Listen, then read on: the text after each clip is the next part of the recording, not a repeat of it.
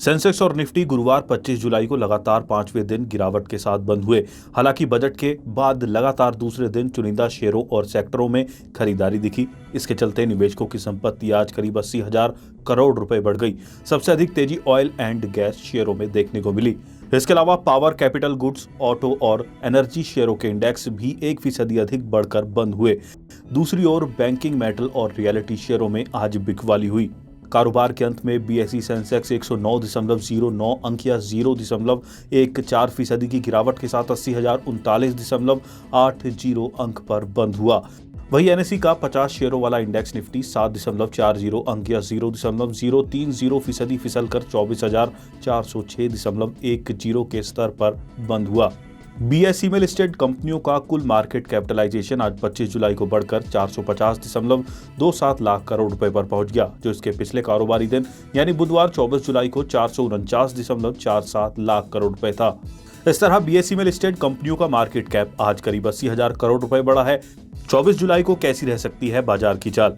Progressive shares के निदेशक आदित्य गग्गर का कहना है कि कमजोर ग्लोबल संकेतों के बीच भारतीय बाजारों ने मंथली एक्सपायरी के दिन 150 अंक से ज्यादा की गिरावट के साथ शुरुआत की थी, लेकिन तेज गिरावट के बाद पूरे दिन तेज रिकवरी भी देखने को मिली। इससे निफ्टी को सपोर्ट मिला और इसने अपने नुकसान को सिर्फ 4.40 अंकों तक सीमित कर लिया। कारोबारी सत्र के अंत में निफ्टी 24,406.10 पर बंद हुआ।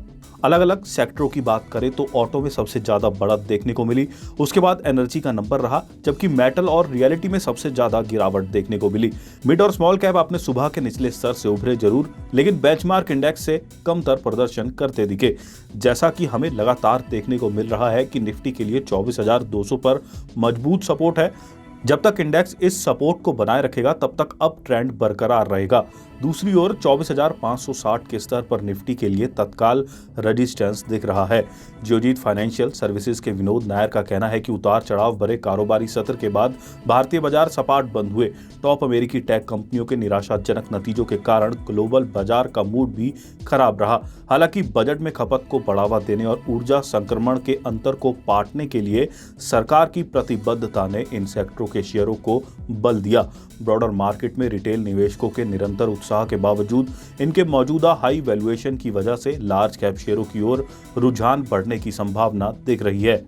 रेलिगेयर ब्रोकिंग के अजीत मिश्रा का कहना है कि कंसोलिडेशन के इस चरण के दौरान बाजार में अच्छी मजबूती देखने को मिल रही है। ऐसे में गिरावट पर खरीदारी के अवसरों की तलाश जारी रखने की सलाह होगी।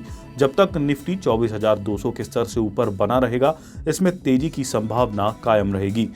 विभिन्न सेक्टरों में मिले जुले रुझानों को देखते हुए हॉट स्टॉक चेन पर ध्यान देना महत्वपूर्ण है। आगे के संकेतों पर बारीकी से नजर रखने के लिए ग्लोबल इंडेक्सों, विशेष रूप से अमेरिकी इंडेक्सों पर नजर रखें।